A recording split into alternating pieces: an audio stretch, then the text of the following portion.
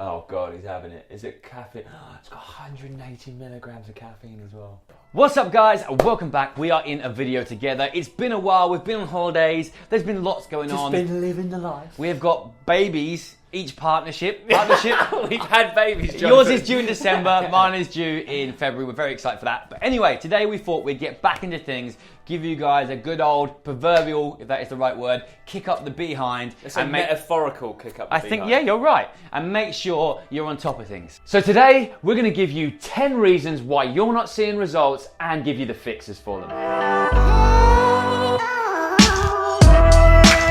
Number one of the reasons I find, or we find, people are not making the progress they feel they should is because they are too obsessive with things. By this, I mean looking in the mirror every day from every angle, weighing yourself multiple times a day. And what this does, it creates a bad relationship with your weight and your appearance, but also it makes it very hard for you to see real change when you're looking at something under the microscope. Sometimes we need to take a step back so we can see the forest from the trees.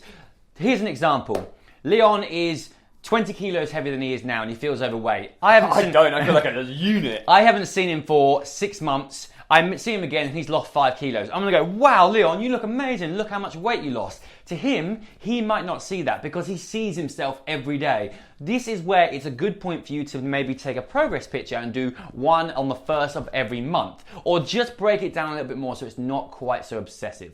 Number 2, this is huge and this is my past. I'm going to admit it. The weekends are letting you down. We've all been there. Monday to Friday, we're doing our food prep. We're in our usual routine. We're going to work. We're going to school. Whatever it may well be, we know that we've got structure. It makes it very easy. We get to Friday night, get the dreaded flavour, have a few jars at the weekend, got a bit of a hangover Sunday. Oh my God, I want a McDonald's. I want all the takeaways. Wake up Monday and you start again. The problem with that is that it's going to take you Monday, Tuesday, and maybe even Wednesday's workout, depending on how hard you went on the weekend, you legend, to actually get yourself back to a level playing field. One thing I could suggest you do real quick, let's say you don't track calories, you just eat good foods and you know roughly what works for you. Maybe just for Saturday and Sunday, maybe even Friday, it's a good idea for you just to track on those days. So you can still have your ice creams and the things that you want. Sure, they're not the best things in the world, but at least you can keep your calories controlled. Number three. And point number 3, and we've heard it a billion times, I don't have enough time. Doesn't wash. No, it doesn't wash. And I've heard too many people say this, and every single person, I am going to probably annoy a few people out there who class themselves as very busy. There is no such thing as not enough time. And it's like, because like you say, you can have 5 minutes for a workout, right? Yeah, I mean, I've worked with mums, full-time people that work, people that work 9 to 5, people that have ridiculous schedules, and I'm yet to find someone that we haven't found time to get them to do some form of exercise or at least take care of their nutrition. And this simply comes down to prioritizing things. A lot of people, they'll do their 9 to 5 at work, and they prioritize going home, having a glass of wine, chilling with the kids, playing Nintendo 64 GoldenEye, which is the best game ever created, over going to the gym for half an hour to an hour. And that's the simple fact of it. Like, there's no wrong or right, but if you want those results, then you have to start moving these type of things up in your hierarchy of list of things that you have to achieve. Yeah, your training has to become as important, if not more important, than Love Island. I know it's a hard decision, but you have to change. Number 4, you're impatient as shit. We're all there. We want everything yesterday. We've said this a few times and we still see it. Somebody turns around and messages us and says they've been following a plan for 2 weeks and they haven't seen any change. No shit, Sherlock. You've only just started the plan. It takes time. Every single person out there is picking up plans, giving them a go for a week, losing trust or faith in the protocol, and then switching to something else. And I know social media doesn't help with this. This person's doing that, this person's doing that. But honestly, whatever plan that you are on right now, give it at least 4 to 6 weeks to bed in. Even if 90% of it is not working for you, you will get 10% of positive feedback to take into your next protocol. Well, actually, you'll get 100% of positive feedback because you'll actually learn 90% of the shit that doesn't work for you. There you go. So, like, this is the biggest thing with changing your body is learning what works and what doesn't work. when we work with clients, it's all trial and error. You take into account all the facets that you've talked to them about, all the data you've collected. Well, looking at this blueprint, I feel like this is the best thing for us to try. Let's give this a go. Because that's all you do with yourself. It's just having someone there to coach you through that and keep you accountable. And we can't just jump from one thing to the other. No, a long-term training plan is feedback driven. So if you're doing something for such a short period of time where you get no feedback, you've got nowhere to go with it. So chill your boots, give it a little time. Give it a little time, give a little bit of your time to me. Change the song, did you like what I did there? That was beautiful. Number 5, I think we're on 5, and I think cinco's 5 in Spanish. Is Cinco. Or cinq if you're French, en français. Anyway, we digress. This links directly to the previous point, and this is you don't take any measurements. Measurements can be in many forms. They can be on the scales, but we have to take them in with a pinch of salt because it's just our relationship to gravity, and that changes. So it's best to get an average of them over a period of time. We can look at our measurements. We can look at our body fat percentage. Most importantly, we can look at our calories and what we're lifting in the gym so we can make sure that we're progressively improving. That's a really good point because not a lot of people look at their weights or their training as a measurable metric, do they? They just look at the aesthetics. And if you take these measurements, you can go, look, this is where I was 6 months ago.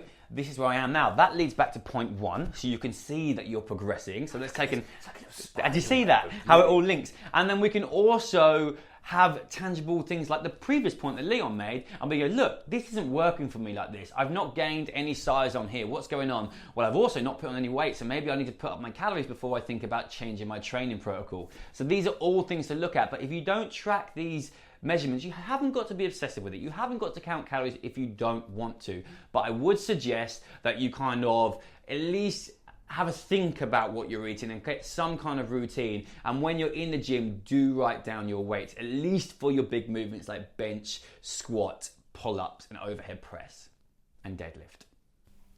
And bicep curl. Yeah. Number 6 is all about you long-term gym goers, and it's about volume. The people who've been doing it for a while and you feel like you're getting no results. What is the key thing that we talk about all the time, John? Progressive overload. Yes, and that essentially means pushing the body further each time you train. So this is a really classic, simple example. Say for instance you were back squatting, 3 sets of 10, and then for a period of time you moved up to 4 sets of 10, and you weren't tracking it, as John was talking about tracking metrics in the last comment, and then suddenly you forgot what you were doing and you went down to 3 sets of 10, and you felt like you weren't... That's my speaker turned off. Carry on, it never happens. And you felt like you weren't moving forward. That's obvious. It's because you're doing less than you was before. And with progressive overload, to build muscle, to get the stimulus that we want for muscle growth, we need to do more. Even if it's 3 sets of 10 one week, and then it's 2 sets of 10 and a set of 11 the following week. Simple little incremental steps. We have to push the body harder than it's been pushed before. And I get really, really psyched about it. My nipples went a little hard. Yeah. Number 7, what is it in Spanish? Cinco, siete. Siete, sept, and 7. Probably could have. Cinco, seis. Seis? Seis. Is that what it is? That would be 6. I'm on 7. Cinco, seis, siete. Yeah, 7. Siete. Oh yeah, I just did 6. Fuck me, this one's too long now.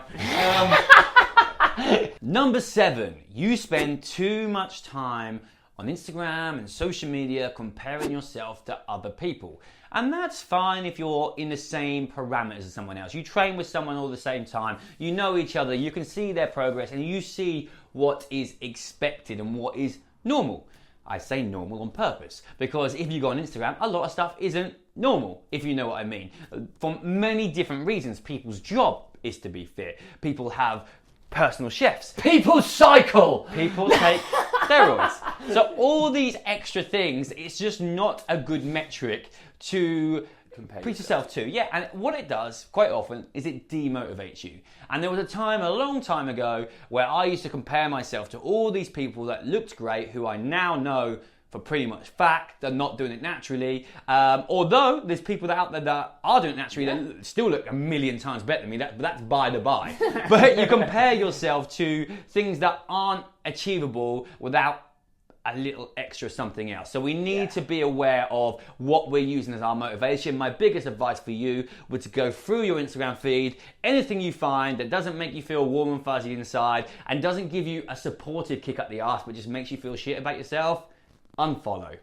Unless it's a Lean Machines official, yeah. Then you should follow. Yeah, and share and retweet. Yeah, if you're not following right now, what are you doing with your life? Shocking. We shouldn't have caffeine before we do this. You shouldn't have caffeine. Achoo! Number 8. Achoo! Number 8. Number 8, we're talking about sleep. And we're going to link this back like a nice poetic little moment as we are with all of these little things. With John was saying about not prioritizing time effectively. It's all well going to the gym and absolutely crushing it and hitting your nutrition and smashing it every single day. Having rest days from the gym.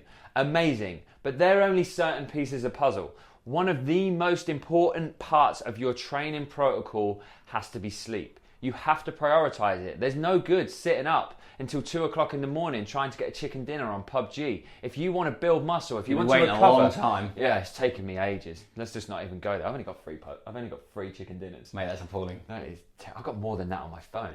Anyway, all the magic happens of recovery in your sleep. You need to be getting a good night's sleep to feel rested, to recover properly, to come back and be able to continually smash it in the gym. Yeah, remember that in the gym, we're causing damage to our muscles. We're breaking them down. It's a bit catabolic, as we'd say.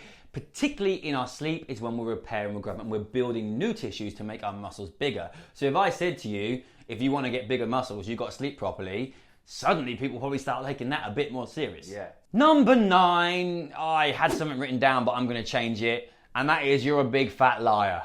And the reason I say that is because it happens. We lie to ourselves, we lie to our coaches if we're working with them. Sometimes they're little white lies, sometimes they're a little bit bigger. And let's say we're doing MyFitnessPal and we go, oh, I want that chocolate cake, and I've only got 200 calories left.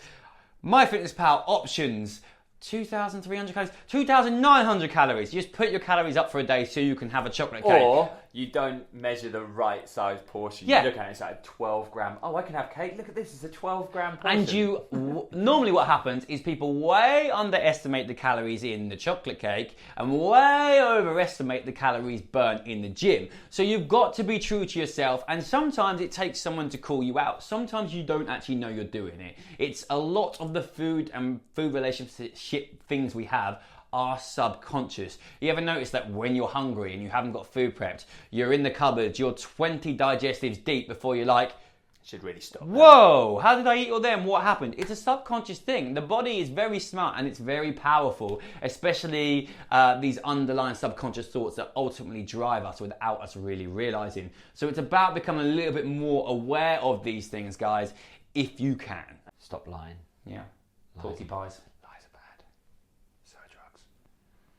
Number 10, you don't have a plan. And this sounds really obvious, but so many people suddenly decide they need to make change. They want to lose a little bit of weight, or they want to build a little bit of muscle, whatever it may well be, and they just go and join a gym and they're like, right, nice one.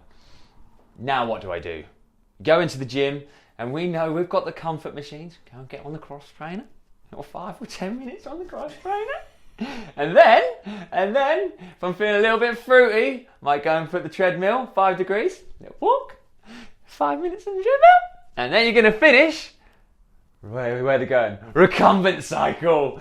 It's a pointless program, right? Don't get me wrong. It's going to get you moving in the right direction. But if you've been sat at a desk all day and you go into the gym and you just sit on a recumbent cycle, you're pretty much in a seat back position. I've seen people even. I wouldn't say it's pointless. It's going to burn calories. It's going to burn calories, and it's going to be some people's access into the gym. It's their first things they do because that's all they feel comfortable to use, and that's totally fine. But we do want to be looking with a progressive outlook to it, where we can move to maybe things that are going to work the muscles a little bit more, get some more directional stuff going on.